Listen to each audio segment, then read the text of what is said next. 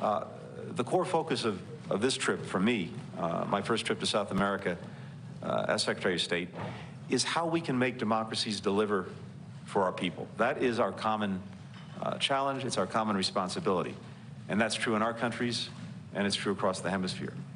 And we know that one way we can deliver it is by working closely with our partners and allies on the biggest challenges we face.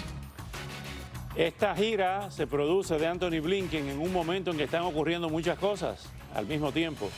Por eso tenemos esta noche al doctor Carlos Sánchez Berzaín, director del Instituto Interamericano por la Democracia y exministro de Defensa de Bolivia. Doctor Sánchez Berzaín, primero la lectura de este viaje de Blinken. Muy importante pero insuficiente, porque ha ido a Colombia a sostener, a respaldar y a halagar la democracia de Colombia, cosa que es muy buena. Ha pasado por el Ecuador, donde también hay un reconocimiento a ese gran país que de la mano de Lenín Moreno ha recuperado la democracia. Es la única dictadura que ha regresado el castrochavismo a la democracia, el Ecuador, y es un ejemplo muy importante, y Lasso prosigue con aquello. Digo muy importante porque muestra un interés de primera línea de los Estados Unidos en América Latina, pero insuficiente porque además de proponer que la democracia les rinda frutos a la gente, hay que proteger a la democracia de la agresión que durante todo este siglo recibe de mano de la delincuencia organizada y de las dictaduras de Cuba, Venezuela, Bolivia y Nicaragua, que son un bloque de permanente conspiración y que conspiran con narcotráfico, con terrorismo, con desestabilización política y con flujos migratorios bajo presión. Ahora bien, la Cancillería venezolana ha emitido un comunicado a propósito de esta visita y las declaraciones de Blinken, del secretario en Colombia, donde dice que la visita a Colombia forma parte de una agresión. Bueno, ese es el discurso castrista. Es lo único que hace la pobre Cancillería de la usurpación venezolana es repetir el rito de hace 62 años de la Cuba castrista.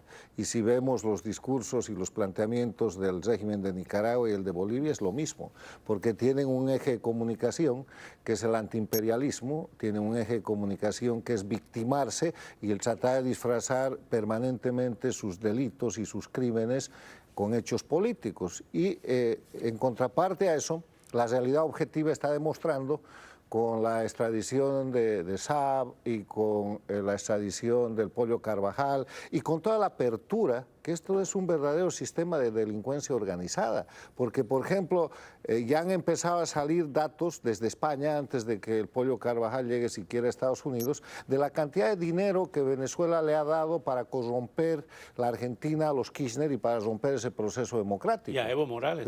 También a Bolivia. ¿Cómo han hecho un sistema transnacional para quebrar las democracias? Porque si hay un candidato como Evo Morales o un gobernante dictatorial que tiene cantidad ilimitada de dólares, no hay oposición que pueda contra eso. ¿Cómo se refleja eso en las masas, en los pueblos, cuando se descubre que esos candidatos a los cuales ellos siguen son unos corruptos y forman parte de ese esquema delincuencial?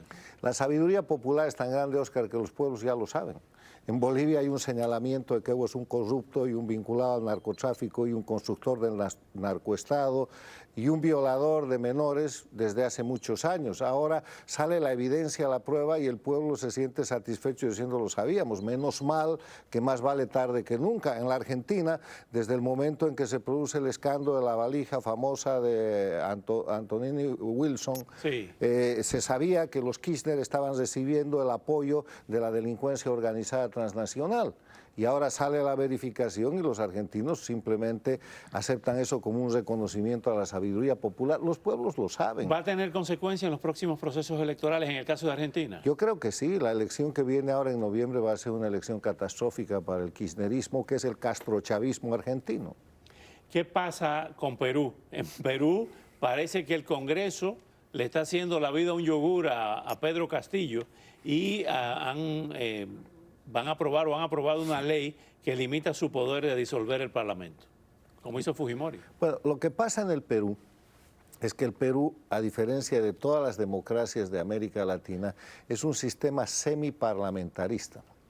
No es un sistema de presidencialismo puro como el resto de los países, donde eliges a un presidente que es una especie de rey por el periodo que ha sido electo. En el Perú hay una constitución que tiene una cantidad de mecanismos que ponen al presidente bajo el control del Parlamento. Tiene un premier, tiene un gabinete y ellos tienen que pasar por la aprobación del Parlamento. El Parlamento tiene la posibilidad de cesar al presidente y el presidente tiene la posibilidad de cerrar al Parlamento y convocar elecciones, que son mecanismos extraordinariamente parlamentaristas o del sistema parlamentario. Y todo eso en un sistema presidencial que le ha permitido al Perú salir de crisis muy importantes, como por ejemplo la salida de la renuncia de Fujimori con el establecimiento de la presidencia de Paniagua. Eso fue mediante la fórmula de una cesación, porque si no, el presidente Fujimori hubiera tenido que ser el sucesor. Y llevar adelante procesos como el que hemos visto en el último año, donde en cuestión de semanas han tenido 3 presidentes, y ahora que el presidente representa una amenaza para la institucionalidad y para la democracia del Perú, y que ha demostrado claramente que quiere construir en el Perú un narcoestado como el de Bolivia, y tiene a Evo Morales como su principal asesor, y que ha demostrado claramente que él tiene un plan castrochavista que quiere destrozar la nación peruana para hacer un Estado plurinacional, siguiendo la copia de Bolivia y de Venezuela.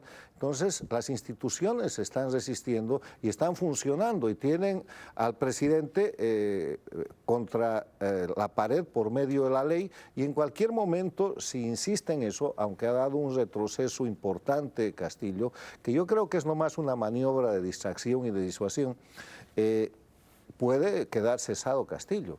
Y lo que acaba de hacer el Parlamento es decirle: Castillo, tú puedes cerrar el Parlamento, pero no bajo el mecanismo de abuso al Parlamento. Aquí hay unos reglamentos nuevos y esa es la competencia del Parlamento, está legislando. ¿Cómo ve esta recta final que muchos llaman desde el punto de vista judicial, volviendo a retomar el caso de Venezuela?